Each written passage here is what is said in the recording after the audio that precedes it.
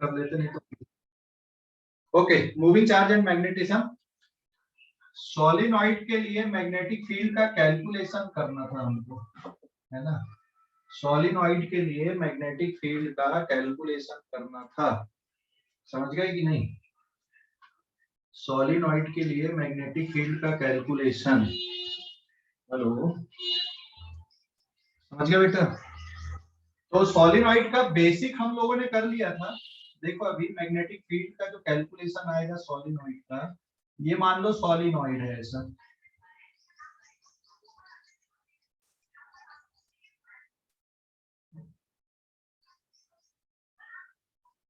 ये ऐसा, ठीक है। और इसमें करंट भी फ्लो हो रहा, मान लो सोलिनॉइड में करंट फ्लो हो रहा है I के बराबर। ये इसकी कॉइल की रेडियस है which is much less than length of solenoid. Solenoid की लेंथ है बेटा L, और कैपिटल N क्या है यहाँ पे, it is number of turns, this is total turns, small n number of turns per unit length. और अगर करंट इस तरह से फ्लो हो रहा है यहाँ पे, तो मैग्नेटिक फील्ड लाइन कुछ इस तरह से बनेंगी यहाँ पे सोलिनॉइड की। These are the magnetic field lines of solenoid, समझ गए। ये मैग्नेटिक फील्ड लाइंस है सोलिनॉइड की। These are the magnetic fields of solenoid। तो हम लोग क्या करते हैं, यहां पर से एक एम्पीरियन लूप ऐसी ले लेते हैं, ऐसी, ये एक एम्पीरियन लूप ले लिए हमने, हाँ। दिस इज ए, बी, सी और डी। ये हमने बेटा यहाँ पे ऐसी एम्पीरियन लूप हमने ले लिया। सो this is the Amperian loop. Board exam में भी ये डेरिवेशन आता है, कंपटीशन के लिए तो है ही important topic, but board exam में भी ये डेरिवेशन पूछ लेता है ना, इसलिए अच्छे से करना, समझ के करना। सो this is any Amperian loop हमने लिया, और इस एम्पीरियन लूप की जो लेंथ है ना वो स्मॉल एल है, ठीक है। तो ध्यान देना अभी यहाँ पे अंदर मैग्नेटिक फील्ड कैसी होती है सोलिनॉइड के अंदर, सोलिनॉइड के अंदर बेटा मैग्नेटिक फील्ड होती है कांस्टेंट, यूनिफॉर्म, अगर आइडियल सोलिनॉइड है तो, है ना। आइडियल सोलिनॉइड है तो मैग्नेटिक फील्ड कैसी रहती है इसके अंदर, कांस्टेंट रहती है, यूनिफॉर्म मैग्नेटिक फील्ड रहती है, समझ गए, यूनिफॉर्म मैग्नेटिक फील्ड। तो now by ampere circuit law, integration over closed loop B dot dl। तो एक्चुअल में इस इंटीग्रेशन को ब्रेक करो, पहले कहां से चालू कर लो, A से B तक, और फिर क्या हो जाएगा B डॉट dl।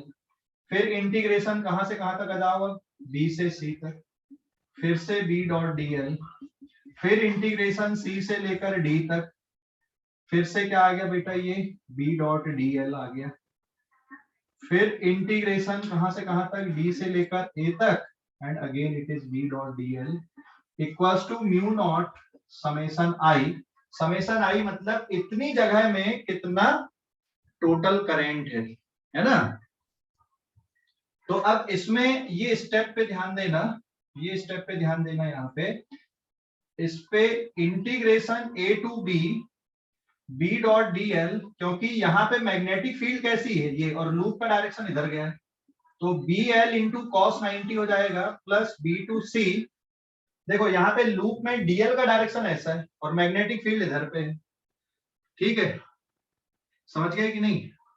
देखो यहाँ पे A से B की तरफ अगर हम लोग जा रहे हैं यहाँ पे, तो DL का डायरेक्शन इधर है और मैग्नेटिक फील्ड ऐसी, मतलब दोनों के बीच में 90 डिग्री का एंगल है। फिर B डॉट dl, यहाँ पे B डॉट dl मतलब B dl cos 0, B dl cos 0 plus integration C से D, यहाँ पर भी वही बात आ गई, फिर हो जाएगा B dl cos 90 और प्लस इंटीग्रेशन D से L। यहाँ पे क्योंकि बाहर मैग्नेटिक फील्ड होती नहीं है, जस्ट बाहर सोलिनॉइड के, तो zero vector dl equals to mu not summation I के बराबर, ठीक है, ये इतना आ गया। नेक्स्ट स्टेप में जहां पे cos 90 जीरो मतलब ये वाला टर्म जीरो हो गया, और यहाँ पे दूसरा वाला टर्म का इंटीग्रेशन कितना बचेगा, B to C it is B dl, तीसरे वाला टर्म का इंटीग्रेशन जीरो, फोर्थ वाले टर्म का answer 0, mu not summation I बचा। मतलब इस एम्पीरियन लूप में सिर्फ यहाँ पे बी से लेकर सी तक के लिए बस कैलकुलेशन बचा, बाकी टर्म हो गए आपके यहाँ पे 0। समझ गए? समझ गए कि नहीं? समझ गए? सर। ओके, स्क्रीनशॉट लेना है कि लिखना है? आज स्क्रीनशॉट ले लो क्योंकि कल ऑफ है तो लिख सकते हो, ठीक है ना, टाइम मिल जाएगा तुमको। समझ गए? Hello, yes sir. Yes sir. तो हम लोग थोड़ा ज्यादा टॉपिक पढ़ लेंगे आज, खत्म कर लेंगे इसको, टॉपिक को पूरा। ले लो फटाफट स्क्रीनशॉट ले लो इस पेज का। ले लिए? Yes sir. Yes sir. Okay, next अभी यहां तक की स्टेप समझ में आ गई? ये 0 क्या हो गया बता सकते हो क्या? क्योंकि cos 90 की वैल्यू कितनी होती है? 0।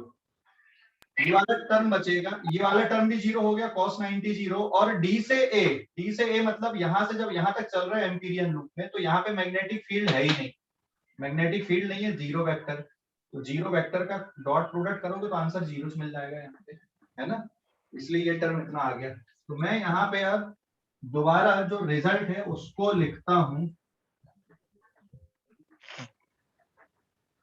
देखो अब हमारे पास में रिजल्ट क्या बच रहा है यहाँ पे, this implies that integration b to c सिर्फ बच रहा bdl mu not summation i, इतना बचा हमारे पास में ये टर्म, ठीक है, ये टर्म बेटा इतना बचा हमारे पास में।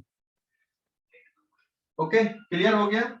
अब यहाँ पे कैसे सॉल्व करना, देख अंदर मैग्नेटिक फील्ड कांस्टेंट होती है, तो ये तो आ जाएगा b बाहर इंटीग्रेशन से, तो अब b टू c बचा और dl, और ये हो गया म्यू नॉट।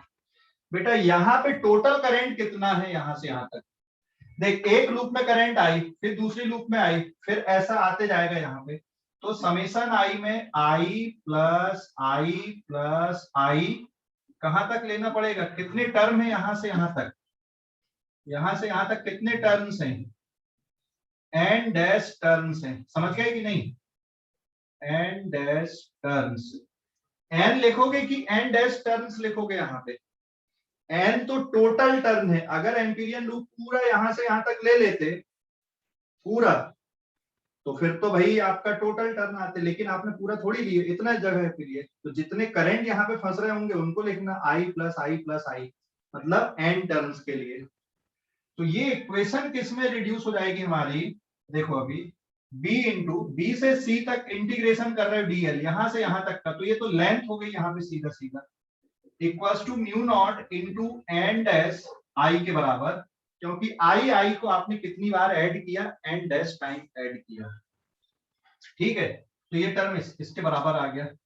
इसको सिंप्लीफाई कर देते हैं हम लोग, bl and it is mu naught, देखो number of turn per unit length दिया हुआ है, तो एन डैश की value N into small L लिखी जा सकती है, इंटू किसके बराबर आ गया, आई के बराबर, एन डैश की वैल्यू, ध्यान देना सिंस एन की वैल्यू किसके बराबर, या तो total turn upon total length या एन डैश अपॉन एल, है ना, एक ही बात होती है, एन डैश मतलब इतनी जगह के टर्न, एल मतलब इतनी जगह की लेंथ है, समझ गए? हेलो, समझ गए कि नहीं? Yes sir. क्लियर हो गया बेटा? ये एन डैश मतलब इतनी जगह के टर्न्स और इतनी जगह की लेंथ, तो यहाँ पे एल से एल कैंसिल हो जाएगा और मैग्नेटिक फील्ड का फार्मूला कितना आ गया, म्यू नॉट एन आई के बराबर मैग्नेटिक फील्ड का फार्मूला आ गया सोलिनॉइड के अंदर। तो सोलिनॉइड के अंदर मैग्नेटिक फील्ड कितनी होती है, ये टर्म होता बेटा मैग्नेटिक फील्ड का, सोलिनॉइड के अंदर इतनी मैग्नेटिक फील्ड होती है। क्लियर हो गया भाई? कोई डाउट? हेलो, कोई डाउट? फार्मूला डेरिवेशन समझ गए कि नहीं? फार्मूला डेरिवेशन अरे बोर्ड एग्जाम में आएगा ना? हाँ, बोर्ड एग्जाम में भी आता है ये डेरिवेशन, अच्छे से कर लेना डेरिवेशन को, और कंपटीशन के लिए फिर क्वेश्चन मैं बताता हूँ कैसे बनते हैं, फटाफट लिख लो इसको, समझ गए? हेलो सर बाहर फील्ड 0 की होती है, मतलब वो भी तो करंट कैरिंग वायर ही है ना, तो उसके आजू बाजू तो होना चाहिए ना? नहीं, आजू बाजू रहती है लेकिन वो दूर से जाती है, ये जो फील्ड 0 लिखा मैंने वो जस्ट आउटसाइड द सोलिनॉइड लिखा, एक मिनट में उसका एनिमेशन दिखाया तो था मैंने तुम लोगों को लास्ट क्लास में, याद है कि नहीं? हेलो याद है लास्ट क्लास किया था क्या रे? हाँ सर, देखा था एनिमेशन। फिर नहीं समझा था क्या? एक मिनट बता रहा हूँ।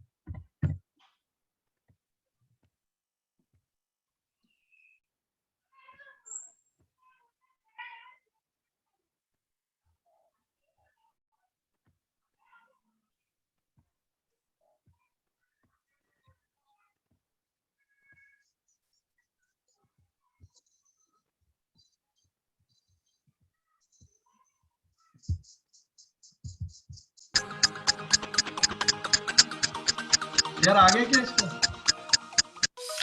Hello friends, welcome back to our channel यार Physics हो and गया बेटा ये? Animation. Here in this video, we will talk about solenoid and its properties. ये देखना इसकी So let's magnetic start. Field line कैसे बन रही है। What is solenoid? A long metallic wire. If you pass an animation, ये देख यहाँ पे ये the pattern of the magnetic field solenoid के is just similar to बाहर that field of a की bar value magnet. दिख रही वहाँ पे, just बाहर। The magnetic lines are almost parallel inside the solenoid hello and is directed from south pole to north pole.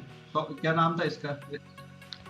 Rishabh. But how to find the north pole and south सब pole समझ of a गया? solenoid? At a circular end of the solenoid, if the current flows in the anti-clockwise direction, क्या क्या? then that end is north pole. It can be तो फिर बार remembered magnet के with the बाहर help जो- of this symbol. उसकी वजह से फील्ड लाइन कैसी होती है ना। नहीं उसमें सिचुएशन ऐसी है देख अब ये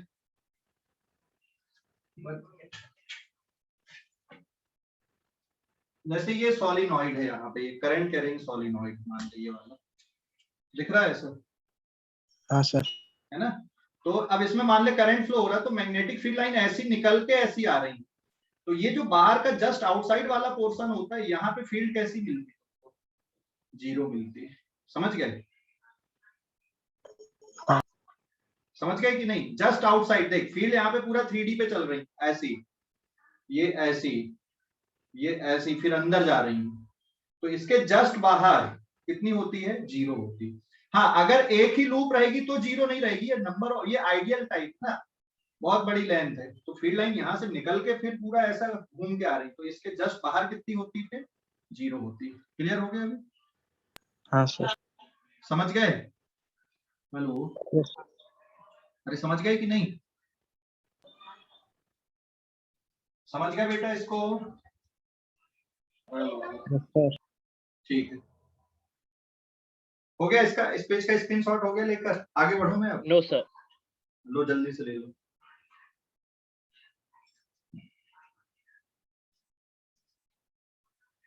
ले लिए क्या? Yes, sir. मैं नेटवर्क चेंज कर रहा हूँ। हाँ एक मिनट नेटवर्क चेंज कर रहा हूँ थोड़ा सा डिस्टर्ब हो। ठीक है ये समझ गए आप लोग? इतना स्क्रीनशॉट हो गया बेटा लेकर इस पेज का? Yes, sir. ठीक है मिटा देता हूँ इसको।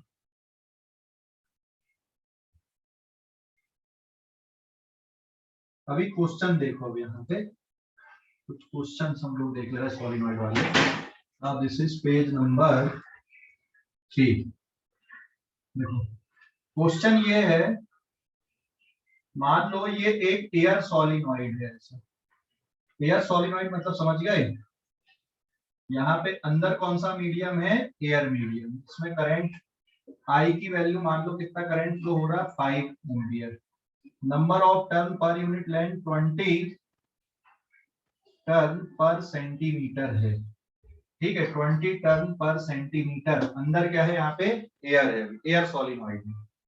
ठीक है तो अभी इसके अंदर कितनी मैग्नेटिक फील्ड बन रही है? यहाँ पे अंदर कितनी मैग्नेटिक फील्ड की स्ट्रेंथ है ये बताना है ना। अंदर कितनी मैग्नेटिक फील्ड की स्ट्रेंथ है तो फार्मूला क्या है बेटा? Magnetic field strength inside the solenoid mu naught N I. Mu naught की value 4 pi 10 to the power -7 SI system पे। Number of turn per unit length कितना है? यहाँ पे बहुत सारे बच्चे गड़बड़ करेंगे। It is 20 turn per centimetre मतलब 1/100 मीटर और करंट की वैल्यू हो गई 5 एम्पियर। तो सारा डेटा तुमने एसआई सिस्टम पे लिया है इसलिए इसका आंसर टेस्ला में मिल जाएगा अभी 20 × 100 × 5 टेस्ला। ठीक है, तो सॉल्व कर दो। ये कितना हो जाएगा यहाँ पे 100 और 100 मतलब 4 pi into 10 to the power कितना बचेगा बेटा -3 टेस्ला या 4 पाई मिली टेस्ला। ये इतनी यहाँ पे इसके अंदर इतनी मैग्नेटिक फील्ड क्रिएट हो रही। किनारों पे कितनी होती, किनारों पे एंड पॉइंट पे मैग्नेटिक फील्ड कितनी रहती सोलिनॉइड के एंड पे, एंड पॉइंट पे हाफ। इसका आधा, जितनी अंदर रहती है उसके आधी फील्ड कहां पे रहती है, एंड पॉइंट पे रहती है। अब इसके अंदर अगर हम लोग now if a medium is inserted between the space, ये बीच का जो स्पेस है अगर हम लोग यहाँ पे मीडियम भर देते कोई, व्हाट इट इज ऑब्जर्व कि जो मैग्नेटिक फील्ड की स्ट्रेंथ है वो चेंज हो जाती है उतने ही करंट पे, और मैग्नेटिक फील्ड की स्ट्रेंथ इसका यहाँ पे क्या भर दिया हमने, कोई मीडियम भर दिए बेटा, यहाँ पे नहीं पता कौन सा है लेकिन मीडियम भर दिए, I = 5 ampere. Number of turn यही है, सब कुछ हम लोग वही ले रहे हैं, टर्न पर सेंटीमीटर। ये क्या आ गया यहाँ पे, मीडियम आ गया। इसका म्यू आर नहीं पता, लेकिन यहाँ पे जो मैग्नेटिक फील्ड की स्ट्रेंथ है ये इस तरह से ऑब्जर्व हो रही है यहाँ पर कि अंदर, अब सोलिनॉइड के अंदर यहाँ पे मीडियम में इसकी मैग्नेटिक फील्ड आ गई बेटा, यहाँ पर अंदर पे मैग्नेटिक फील्ड आ गई इसकी, it is 60 pi milli tesla. कितनी आ गई मैग्नेटिक फील्ड इसके अंदर, अभी 60 pi milli tesla magnetic field हो गई इसकी, 60 पाई मिली टेस्ला। समझ गए, 60 pi milli tesla is the new magnetic field, 60 pi milli tesla. समझ गए, हेलो, 60 पाई मिली टेस्ला यहाँ पे मैग्नेटिक फील्ड आ गई।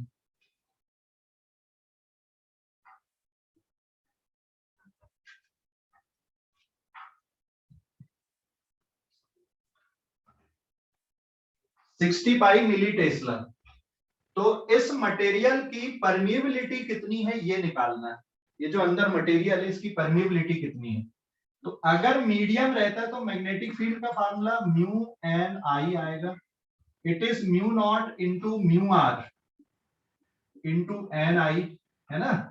तो हम सीधा सीधा लिख दें mu R into B naught के बराबर लिख दें, बी नॉट का मतलब एयर पे कितनी मैग्नेटिक फील्ड है और मीडियम पे कितनी, तो mu R into B nought, mu R की वैल्यू आ जाएगी B divided by B nought, ये है 60 पाई मिली टेस्ला और ये वाली वैल्यू थी 4 पाई मिली टेस्ला, है ना। तो बेटा म्यू आर की वैल्यू कितना आ गया यहाँ पे 15, मतलब जो मीडियम हमने भरा है उसकी रिलेटिव परमिएबिलिटी कितनी है 15, उसकी रिलेटिव परमिएबिलिटी है। समझ गए कि नहीं, 15 इसकी रिलेटिव परमिएबिलिटी इस मीडियम की। एक बात बताऊं, सॉफ्ट आयरन की रिलेटिव परमिएबिलिटी बहुत ज्यादा होती, लगभग 1000 गुना होती। तो अगर यहां पर जितनी मैग्नेटिक फील्ड आई, जैसे 4 पाई मिली टेस्ला आई है, और अगर हमें इसमें 4000 मिली टेस्ला मैग्नेटिक फील्ड क्रिएट करना है, तो करंट की वैल्यू लगभग कितने गुना बढ़ाना पड़ेगा, 1000 गुना। कितना करंट देना पड़ेगा, 5000 एम्पियर। 5000 एम्पियर के करंट में यार ये तो कॉइल ही पिघल जाएगी। तो क्या तरीका है, इसके अंदर क्या भर दो, मीडियम भर दो, मैग्नेटिक मीडियम भर दो, तो उतने ही करंट पे इतनी हाई स्ट्रेंथ की मैग्नेटिक फील्ड क्रिएट कर देता है। तो यहाँ पे इसके अंदर अगर हम लोग सॉफ्ट आयरन भर दें, सॉफ्ट आयरन, है ना, तो मैग्नेटिक फील्ड की स्ट्रेंथ यहाँ पे बढ़ जाती है और बहुत ज्यादा बढ़ जाती, लगभग 1000 गुना बढ़ जाती। इसलिए जब हमने मूविंग कॉइल गैल्वेनोमीटर पढ़े थे, तो मूविंग कॉइल गैल्वेनोमीटर की कोर में कौन सा मटेरियल यूज कर रहे थे, उसमें कॉइल किसमें लपेट रहे थे, सॉफ्ट आयरन में। क्यों लपेट रहे थे भैया, सॉफ्ट आयरन के अंदर मैग्नेटिक फील्ड की स्ट्रेंथ और बढ़ जाती है, उसकी प्रॉपर्टी ऐसी होती है कि मैग्नेटिक फील्ड की स्ट्रेंथ को क्या करता है, वो और बढ़ा देता है। समझ गए, हेलो, समझ गए कि नहीं। सर वहाँ पे जो मैग्नेटिक फील्ड की डायरेक्शन है वो अपोजिट में आएंगी ना अभी जो नहीं अपने वैसे रहेंगी, करंट के हिसाब से देखना, ये करंट ऐसा गया तो मैग्नेटिक फील्ड का डायरेक्शन बराबर तो ऐसा चलेगा ना, ठीक है। हेलो, ये देखो करंट ऐसा गया, ये ऐसा जाके ऐसा जा रहा है, करंट ये बराबर है। हाँ, सर लेकिन वो वीडियो में जैसे बोला था कि जैसे वो कॉइल जो है वो क्लॉकवाइज घूमेगा तो साउथ पोल बनेगा और अगर एंटी क्लॉकवाइज घूमेगा तो नॉर्थ पोल। ये तो मैंने ऑलरेडी पहले ही तुम लोगों को सिखा चुका, आपको बिल्कुल वैसे ही ट्रीट करना है। वीडियो में डायरेक्शन पे मत फंसना, क्योंकि वहां पे कभी कभी वो गलत बता देते हैं। तो मैंने तुम लोगों को जैसा सिखाया आपको वैसे ही चलना है उसमें, है ना, कि नॉर्थ पोल कब दिखता है आपको, साउथ पोल कब दिखता है, बताया हूं कि नहीं बताया मैंने? हाँ सर, तो सर यहाँ बिल्कुल पे वैसे ट्रीट करना। हाँ तो यहाँ पे सर ये वाला जो लेफ्ट साइड है वो साउथ पोल बनेगा ना? देख, यहाँ पे मैग्नेटिक फील्ड का डायरेक्शन ऐसा चल रहा है ना, मतलब ये वाला पोल कौन सा बनेगा तुम्हारा, नॉर्थ पोल मैग्नेट का, और ये वाला कौन सा पोल बन जाएगा, साउथ। समझ गए? ओके, और सर अगर मैग्नेटिक फील्ड का डायरेक्शन नहीं दिया रहा है, करंट का दिया रहा तो? मैग्नेटिक फील्ड का नहीं दिया, करंट का नहीं दिया, तो वही राइट हैंड थंब रूल, ये जो उंगलियों की कर्व रहेगी वो करंट का डायरेक्शन बताएगा, और थंब किसका डायरेक्शन बता देगा, मैग्नेटिक फील्ड का। Okay sir. क्लियर हो गया अभी? हाँ सर।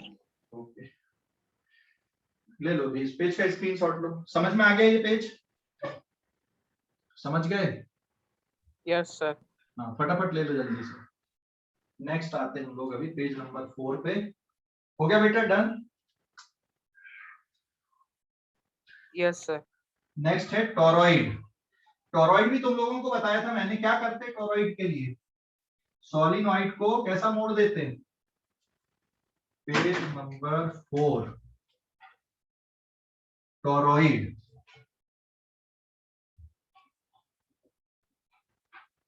टोरॉइड देखो, अभी सबसे पहले तो हम लोग टोरॉइड का डायग्राम समझ लेते हैं।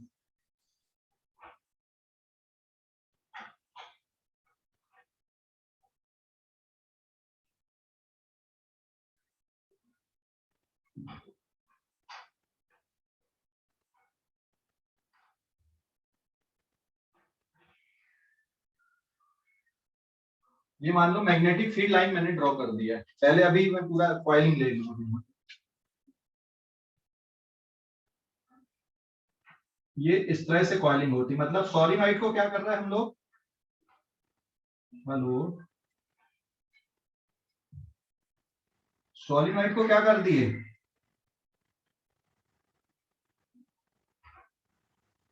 ये ऐसे मोड़ दिए सर। मोड़ दिए पूरा, है ना, पूरा सोलिनॉइड को मोड़ दिए, सर्कुलर शेप में दे दिए अपन ने सोलिनॉइड को। तो यहाँ पर ना दो रेडियस हैं, एक रेडियस ये वाली है पूरा, और एक रेडियस कॉइल की रेडियस है। अगर मान लो करंट ऐसा फ्लो हो रहा है यहाँ पे और फिर बाहर निकल के आ रहा है, तो मैग्नेटिक फील्ड का जो डायरेक्शन है वो इस तरह से बन जाएगा यहाँ पे, एंटी क्लॉकवाइज। समझ गए? ये यहां से ऐसा जा रहा है ना, ये ऐसा देखो, तो एंटी क्लॉकवाइज डायरेक्शन बन जाएगा मैग्नेटिक फील्ड का। समझ गए? हेलो, अरे समझ गए कि नहीं? Yes sir. तो डायरेक्शन ऑफ मैग्नेटिक फील्ड हमेशा आपको राइट हैंड थंब रूल से निकालना। ये उंगलियों की जो कर्ल है वो करंट को बताएगी, और ये थंब किसका डायरेक्शन बताएगा, मैग्नेटिक फील्ड का डायरेक्शन बताएगा। तो यहाँ पे अंदर देख, यहाँ पर भी मैग्नेटिक फील्ड जीरो, बाहर भी मैग्नेटिक फील्ड जीरो, जो भी मैग्नेटिक फील्ड है वो बस इतनी जगह पे अंदर अंदर यहाँ पे, है ना, टोरॉइड पे। समझ गए कि नहीं? टोरॉइड पे मैग्नेटिक फील्ड सिर्फ कहां पे रहेगी, अंदर वाले स्पेस पे रहेगी, बाहर भी जीरो और अंदर भी जीरो। तो यहाँ पे दो रेडियस है, एक टोरॉइड की रेडियस है और एक कौन सी रेडियस है, कॉइल की रेडियस है। समझ गए? हेलो, समझ गए कि नहीं? सर वीडियो ऑफ हो गया। हाँ एक मिनट, वीडियो ऑफ हो गया। Yes sir.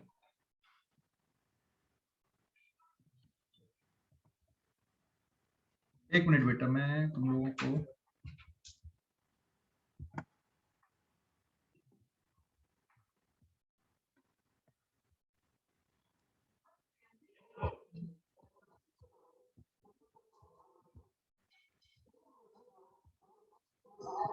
आ गया वीडियो अभी, एक मिनट दोबारा देखना है। आगे sir.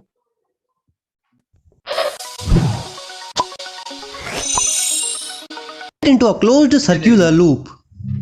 Let's try to visualize the magnetic field of a toroidal solenoid. Let's start from the basic element of toroidal solenoid. Here we have a single coil through which current is flowing. When we see it from left side, we find that current is flowing in anti-clockwise direction. Side from which current appears to be flowing in anti-clockwise direction is called as north pole. While from the other side, it appears to be flowing in clockwise direction. अब समझ गया Therefore, direction अभी? it is called as south pole. Hello Now we have a very simple method Sir. to find the direction of magnetic field in a current carrying coil. That is right hand thumb rule. Let's apply right hand thumb rule to find the direction of magnetic field. When we grab the coil from a right hand such that thumb points in the direction of current, then the other fingers are curled around the conductor, where curled fingers indicate the direction of magnetic field. In this way, we find that magnetic field comes out from the north pole and enters to the south pole. Thus, we have a magnetic field lines like a small bar magnet, in which magnetic pole the coil to convert it into a solenoid. Now the magnetic field is looking like a bar magnet. To convert it into a toroid, we will rearrange these coils in a closed circular to understand that how shape of a solenoid. As we are north and south poles, they will definitely attract each other and form a consistent circular loop of magnetic field lines inside the solenoid, which is now termed as toroid or toroidal solenoid, on a core of ferromagnetic material, which better traps the magnetic field lines in a toroid. Here this visualization easily shows that there is not any magnetic field lines at the center or outside of the toroidal solenoid. Now magnetic field lines is confined inside a toroidal solenoid because it is now a closed loop. Therefore, now there is not any open ends from where magnetic field lines. अभी समझ गए? Yes. Magnetic field है ना? Okay देखो अभी तो इसमें जो लेंथ ऑफ टोरॉइड है देखो n is total number of turns capital L equals to 2 pi r this is length of loop small r क्या है यहाँ पे रेडियस ऑफ ईच टर्न हर एक टर्न की रेडियस स्मॉल r है और जो स्मॉल r है ये मच लेस देन है कैपिटल R से ये जो रेडियस है बाकी के कंपैरिजन में छोटी है ना तभी तो इस तरह की सिचुएशन क्रिएट करेंगे अपन यहाँ पे ठीक है तो अभी देखो अब हम लोग एम्पीरियन लूप अगर लेते हैं तो कोई भी एक एम्पीरियन लूप बेटा इसी के अंदर से ले लो जैसे ये अपन एक एम्पीरियन लूप ले लिए यहाँ पे अंदर ही अंदर है ना now this is Amperian loop तो अब हम लोग क्या कर देंगे यहाँ पे इंटीग्रेशन b डॉट dl तो integration over close loop b dl mu not summation I आ जाएगा लेकिन ये इंटीग्रेशन b dl किसके बराबर रहेगा मैग्नेटिक फील्ड की का मैग्नीट्यूड अंदर कांस्टेंट रहेगा यहाँ पे magnitude of magnetic field inside the solenoid is constant तो ये तो बाहर आ गया इंटीग्रेशन से इंटीग्रेशन ओवर क्लोज लूप और बेटा टोटल करंट कितना आएगा यहाँ पे एन आई हो जाएगा क्योंकि इसमें जितने टर्न है उतना करंट आ जाएगा इस एम्पीरियन लूप के अंदर ये एम्पीरियन लूप हमने यहाँ पे बनाए हैं इस एम्पीरियन लूप के अंदर 1 2 3 ऐसे एन करंट है तो एन इंटू कितना हो गया आई हो गया यहाँ पे सो नाउ बी इंटू कितना हो गया 2 pi R mu not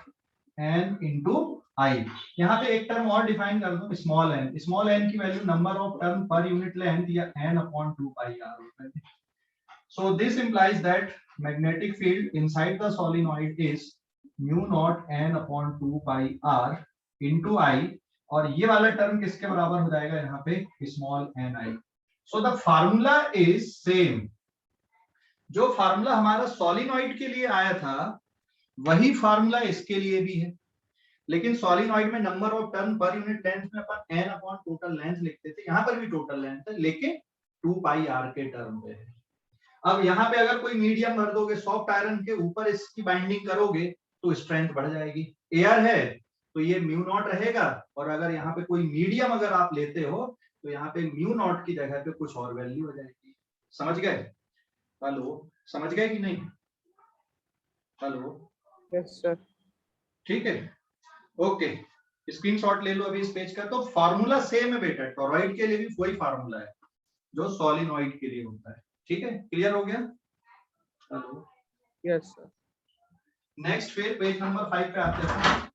force between two parallel straight current carrying conductor या two parallel current carrying conductor. Toroid के बाद force between two parallel current carrying conductor, page number 5। Force between two parallel current carrying conductor, force between two parallel current carrying conductor, force between two parallel current carrying conductor. दो current carrying conductor हैं। पहले concept समझ लो क्या हो रहा है यहाँ पे, उसके बाद हम लोग आगे बढ़ेंगे। मान लो दो ये कंडक्टर लिए हमने, इनफाइनाइट लेंथ के लिए ले रहे हैं हम लोग स्ट्रेट कंडक्टर, इस पे करंट I1 फ्लो हो रहा है, और दूसरा कंडक्टर ये है, इस पे करंट I2 फ्लो हो रहा है, ये भी इनफाइनाइट लेंथ का है। फिर दूसरा डायग्राम, इस पे करंट अपोजिट डायरेक्शन पे फ्लो हो रहा है, करंट सेम डायरेक्शन पे, और दूसरे डायग्राम पे करंट फ्लो हो रहा है अपोजिट डायरेक्शन पे। सो दिस इज केस 1 और दिस इज केस 2। समझ गए सिचुएशन? दो सिचुएशन हमने लिए, एक में करंट कैसा फ्लो हो रहा बेटा, सेम डायरेक्शन पे, और दूसरे में करंट कैसा फ्लो हो रहा, अपोजिट डायरेक्शन पे करंट फ्लो हो रहा है। So there are two case. अभी I1 वायर के कारण इस साइड पे जो मैग्नेटिक फील्ड बनेगी वो कैसी बनेगी, अंदर की तरफ बनेगी ना, हाँ या ना? ये वाले वायर की जगह पे ये किसकी मैग्नेटिक फील्ड आ गई यहाँ पे, B1। So this is the field due to, this is the field due to I1 at place of I2। I2 wire की जगह में ये जो फील्ड है अंदर की तरफ आ रही है, कौन से वायर के कारण आ रही है, I1 वायर के कारण। ऐसे ही यहां पे देखो I2 वायर के कारण यहां पे फील्ड का डायरेक्शन किधर आएगा, डॉट वाला आएगा, ये बाहर की तरफ निकलने वाली फील्ड आएगी ये वाले वायर के कारण। So this is B2 vector. ये क्या है यहाँ पे, this is field due to I2 at place of I1 की जगह पे I2 वायर के कारण फील्ड, I1 की जगह पे I2 वायर के कारण फील्ड देखो बाहर की। तो यहां पर अगर मैं छोटा सा करंट एलिमेंट ले लेता हूं, एकदम छोटा सा, ऐसा ये छोटा सा करंट एलिमेंट लिया बेटा मैंने I1 DL, तो इसमें फोर्स किधर लगेगा, देखो करंट आ रहा है ऊपर की तरफ और मैग्नेटिक फील्ड है इधर। सो मैग्नेटिक फोर्स का डायरेक्शन ये आ जाएगा यहाँ पे भाई, this is the magnetic force DF12 vector. ये है मैग्नेटिक फोर्स I1 वायर के छोटे से करंट एलिमेंट पे, किसके कारण, I2 वायर की मैग्नेटिक फील्ड के कारण। यहां पर I2 वायर की मैग्नेटिक फील्ड है और हमने I1 वायर के छोटे से करंट एलिमेंट पे ये फोर्स देखा। ऐसे यहां पर हम फिर से एक छोटा सा करंट एलिमेंट देख लेते हैं, this is I2 DL vector. इस पे देखो करंट है ऊपर और मैग्नेटिक फील्ड अंदर जा रही, तो इस पे भी फोर्स इस साइड पे आ गया है ना, दिस इज DF21। तो दोनों वायर क्या कर रहे हैं यहाँ पे, एक दूसरे को, दोनों वायर एक दूसरे को क्या करेंगे, अट्रैक्ट करेंगे। ठीक है, तो यहाँ पे दोनों वायर एक दूसरे को अट्रैक्ट करेंगे। तो जब दो पैरेलल वायर में करंट एक ही डायरेक्शन में चलता है, जैसे ये एक ही डायरेक्शन में अगर करंट चलेगा दो पैरेलल वायर में, तो दोनों वायर एक दूसरे को अट्रैक्ट करने लगेंगे, एक दूसरे को खींचने लगेंगे आपस में। इसलिए जो खंभे होते हैं ना, जो पोल होते हैं, उसमें देखना वायर के बीच में गैप लगाते हैं, गैप दिया जाता है काफी, है ना, 1-2 फीट का गैप रहता है। और जो बड़ी वाली लाइन होती है उसमें और ज्यादा गैप देते हैं। क्यों? करंट सेम डायरेक्शन पे जा रहा है, अगर ज्यादा पास में आ गए तो वायर क्या हो जाएंगे, चिपक जाएंगे आपस में, मैग्नेटिक फोर्स के कारण दोनों वायर एक दूसरे को अट्रैक्ट कर लेते हैं, इसलिए वो गैप देते हैं वहां पे।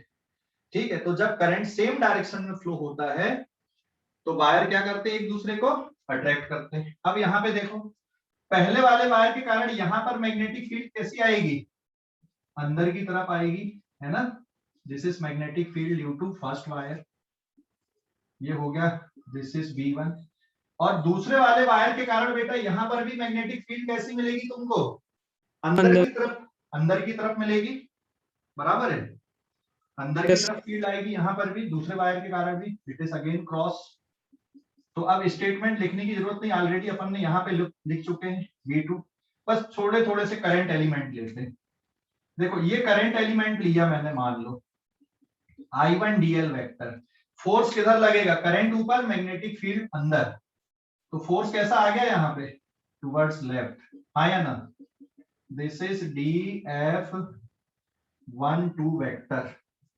ऐसे यहाँ पे छोटा सा करंट एलिमेंट अगर हम लोग ले लेते हैं, तो इस छोटे से करंट एलिमेंट पे फोर्स किधर आएगा, करंट तो नीचे की तरफ जा रहा है यहाँ पे, है ना, ये करंट नीचे की तरफ जा रहा है, this is I2 dl vector. तो इस पे बेटा फोर्स कैसा लगेगा, देखो अभी करंट आ रहा है नीचे और मैग्नेटिक फील्ड भी अंदर है, तो फोर्स का डायरेक्शन किधर आएगा,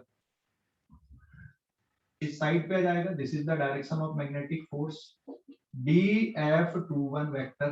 तो दोनों वायर क्या करेंगे, एक दूसरे को अट्रैक्ट या रिपेल, रिपेल करेंगे। तो ध्यान देना, अगर सेम डायरेक्शन में करंट जाता है तो दोनों वायर एक दूसरे को अट्रैक्ट करेंगे, और अपोजिट डायरेक्शन में अगर करंट जाता है तो वायर एक दूसरे को क्या करते हैं, रिपेल करते हैं। समझ गए, समझ गए कि नहीं? यस ओके, स्क्रीनशॉट लो इस पेज का। फिर अब कितने फोर्स से अट्रैक्शन या रिपल्सन होता वो देखते हैं हम, स्क्रीनशॉट ले लो जल्दी से। फिर कितने फोर्स से अट्रैक्शन या रिपल्सन होता है वो देखेंगे, ठीक है, जल्दी से स्क्रीनशॉट ले लो। हो गया क्या? यस पेज नंबर 6 पे आते हैं अब हम लोग। अब कितने फोर्स से अट्रैक्शन या रिपल्सन, तो केस कोई भी हो, अट्रैक्शन या रिपल्सन का कोई फर्क नहीं पड़ेगा, बस फार्मूले पे ध्यान देना। यहाँ पे मान लो दोनों वायर के बीच में कितना परपेंडिकुलर डिस्टेंस है, दोनों वायर के बीच में बेटा R परपेंडिकुलर डिस्टेंस है। तो हम लोग क्या कैलकुलेशन कर ले रहे हैं यहाँ पे, now since dF12 equals to किसके बराबर, I1 dl क्रॉस V2। समझ गए कि नहीं? देखो करंट एलिमेंट है I1 वायर का, करंट एलिमेंट है I1 वायर का, मैग्नेटिक फील्ड है I2 वायर की, तो dF12 is I1 dl cross V2। और इसको आप अगर मैग्नीट्यूड बस लिखोगे, इसका dF12 का सिर्फ मैग्नीट्यूड अगर लिखते हो, I dl V2 कितने डिग्री का एंगल है, 90 डिग्री का एंगल। तो ये फार्मूला रिड्यूस हो जाएगा बेटा, I dl। अभी P2 ये वाला इनफाइनाइट लेंथ का वायर है I1, और इनफाइनाइट लेंथ के वायर के कारण बेटा यहाँ पर मैग्नेटिक फील्ड का फार्मूला क्या होता है, mu not upon 4 pi 2I2 divided by R। तो देखो अभी magnetic force on second wire, sorry first wire due to second wire, formula mu not upon 4 pi 2I1 I2 divided by R into कितना, dl। तो यहाँ पे अगर मैं dl से डिवाइड कर दूं तो फोर्स पर यूनिट लेंथ निकल जाएगा, dF12 dl, ये मैग्नीट्यूड ले लो, चाहे dF21 अपॉन dl ये मैग्नीट्यूड ले लो, answer remains the same, mu not upon 4 pi 2I1 I2 divided by R, या mu not upon 2 pi I1 I2 divided by R। तो this is the force per unit length, ये force per unit length है। और यहीं पर से ampere की 1 ampere current की एसआई डेफिनेशन क्रिएट होती है, एसआई डेफिनेशन जनरेट होती है। तो फोर्स पर यूनिट लेंथ दोनों वायर पे कितना लगता है, mu not upon 4 pi 2 I1 I2 divided by R, या mu not upon 2 pi into I1 I2 divided by R के बराबर। समझ गया बेटा, प्रूफ समझ गया, डेरिवेशन समझ गया इसका, फोर्स पर यूनिट लेंथ का। तो ये जो वैल्यू है ये क्या है यहाँ पे, this is force per unit length. Total force नहीं है, टोटल फोर्स निकालने के लिए पूरे वायर की लेंथ चाहिए, क्योंकि हमने इनफाइनाइट लेंथ का माने इसके लिए बना ये है ना, फाइनाइट लेंथ के वायर के लिए नहीं बना, इनफाइनाइट लेंथ के वायर के लिए बना। तो फोर्स पर यूनिट लेंथ कितना होता है, दो पैरेलल वायर स्ट्रेट वायर है, दोनों में करंट अगर फ्लो हो रहा है कैसे भी डायरेक्शन पे जाए, तो फोर्स पर यूनिट लेंथ का मैग्नीट्यूड ये होता है, डायरेक्शन तो ऑलरेडी हमने सीख ली है कि कब अट्रैक्ट करेंगे और फिर कब रिपेल करेंगे वायर। समझ गए, हेलो समझ गए इसको, ओके। स्क्रीनशॉट लो इस पेज का, स्क्रीनशॉट ले लो जल्दी से, स्क्रीनशॉट ले लो जल्दी से। हो गया क्या बेटा? Yes sir. ना पेज नंबर 7 पे हम लोग आते हैं यहाँ पे। अब एसआई डेफिनेशन ऑफ 1 एम्पियर देखो, SI definition of 1 ampere. Now this is page number 7। SI definition of 1 ampere. 1 ampere की एसआई डेफिनेशन देखो, डीएफ अपॉन डीएल की वैल्यू कितनी है, mu not upon 4 pi 2 I1 I2 divided by R. यहाँ पे बेटा मैं अगर इसको वैल्यू ले लूं 10 to the power -7 2 into 1 ampere into 1 ampere divided by 1 metre, तो ये पूरा जो आंसर मिलेगा सॉल्व करने पे किस पे मिलेगा, न्यूटन पर मीटर में। तो 2 into 10 to the power -7 newton per metre.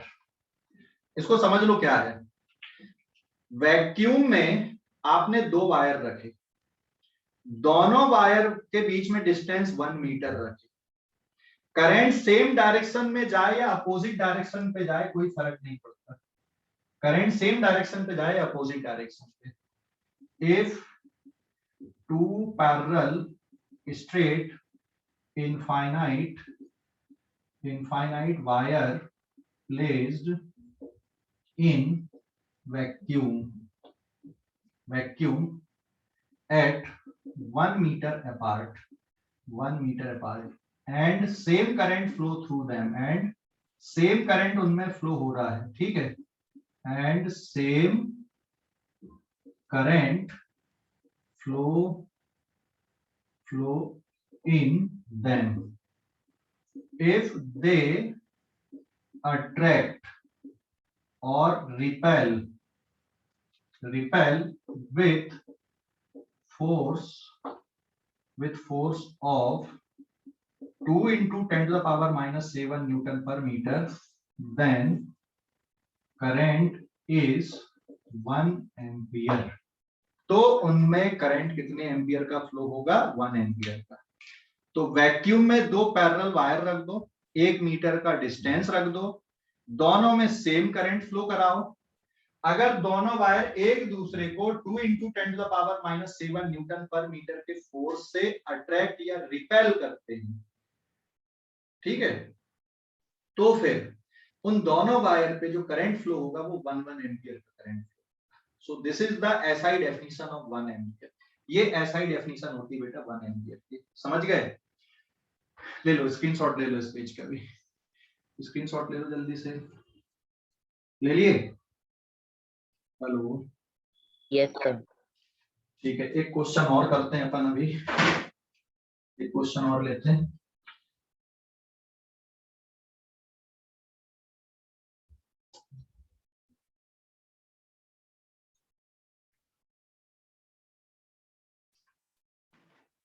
Now this is page number 8। देखो अभी क्वेश्चन ये ले रहा है हम लोग, ठीक है, देखो क्वेश्चन ये ले रहा है हम लोग यहाँ पे, मान लो ये एक इनफाइनाइट लेंथ का स्ट्रेट वायर है, इसमें करंट आई फ्लो हो रहा है, और यहाँ पर हमने एक दूसरा वायर रख दिए ये ऐसा, ये वाले डायरेक्शन पे, इस पे करंट फ्लो हो रहा I2 है ना, और यहां से जो डिस्टेंस है इसका वो A डिस्टेंस है। वायर की लेंथ इधर की कितनी है, L वायर की लेंथ है M से लेकर N तक। बेटा ये वाले वायर पे कितना मैग्नेटिक फोर्स लगेगा ये कैलकुलेट करना, कि इस वायर पे कितना मैग्नेटिक फोर्स आएगा। ठीक है, इस वायर पे कितना मैग्नेटिक फोर्स आएगा। तो यहां से x डिस्टेंस पर एक छोटा सा करंट एलिमेंट ले लो। ठीक है, x डिस्टेंस पे एक छोटा सा करंट एलिमेंट हमने ले लिया, इट इज I2 dx के बराबर। ये वाले वायर के कारण यहाँ पे मैग्नेटिक फील्ड कितनी आएगी, परपेंडिकुलर इनवर्ड रहेगी, और कांस्टेंट नहीं है मैग्नेटिक फील्ड, मैग्नेटिक फील्ड बदलेगी, क्योंकि ये वाले वायर से आप जैसे जैसे दूर जाओगे मैग्नेटिक फील्ड की वैल्यू कम होगी, नहीं तो आप डायरेक्ट कैलकुलेशन कर लेते। तो ये छोटे से करंट एलिमेंट के कारण पहले आपको मैग्नेटिक फील्ड, मैग्नेटिक फोर्स की वैल्यू देखना है। तो ये फोर्स आ जाएगा DF21 वेक्टर, ये 90 डिग्री का एंगल यहाँ पे, और B1 अंदर की तरफ है ना, करंट ऐसा तो ऊपर की तरफ थंब का डायरेक्शन आ रहा है। तो बेटा DF21 is equals to I2 dx into B1 into sine 90, ये इसका मैग्नीट्यूड है। तो this is DF21 I2 dx, और B1 की value mu naught upon 4 pi 2 I1 divided by क्या हो जाएगा, x हो जाएगा। तो टोटल फोर्स किसके बराबर आएगा, फोर्स ऑन 2/1 इंटीग्रेशन, लिमिट कहां से कहां तक आएगी, a से लेकर a प्लस l तक, फार्मूला हो जाएगा mu naught upon 4 pi 2 I1 I2 divided bye x और dx। और अब इसको इंटीग्रेट अगर कर दोगे तो क्या क्या बाहर आ जाएगा, mu naught upon 2 pi I1 into I2 integration a से लेकर a प्लस l। हमने इलेक्ट्रोस्टैटिक में भी ऐसा कुछ किया है, तो मैं सीधा सीधा इसको लिख देता हूं। ये वाले वायर पे, पहले वाले वायर के कारण magnetic force mu naught upon 2 pi I1 I2 log of a plus l upon a बचेगा। ठीक है, समझ गए, हेलो, अरे समझ गए कि नहीं, Yes, sir. ठीक है, स्क्रीनशॉट ले लो इस पेज का, आज इतनी करेंगे। तो ये टॉपिक आपका हो गया है कंप्लीट, है ना। आप लोग क्वेश्चन आंसर करो भाई, जो जेई वाले बच्चे हैं एससीबी सॉल्व करो। इसमें मैग्नेटिक फील्ड और मैग्नेटिक इफेक्ट ऑफ करंट करके 2 चैप्टर दिए हुए हैं। नीट वाले बच्चे मॉड्यूल के क्वेश्चन आंसर लगाओ, एनसीईआरटी के क्वेश्चन लगाओ, एनसीईआरटी के सभी को लगाना है। ठीक है, ओके, क्लास एंड कर दो बेटा, स्क्रीनशॉट ले लो। सर चैप्टर खत्म हो गया।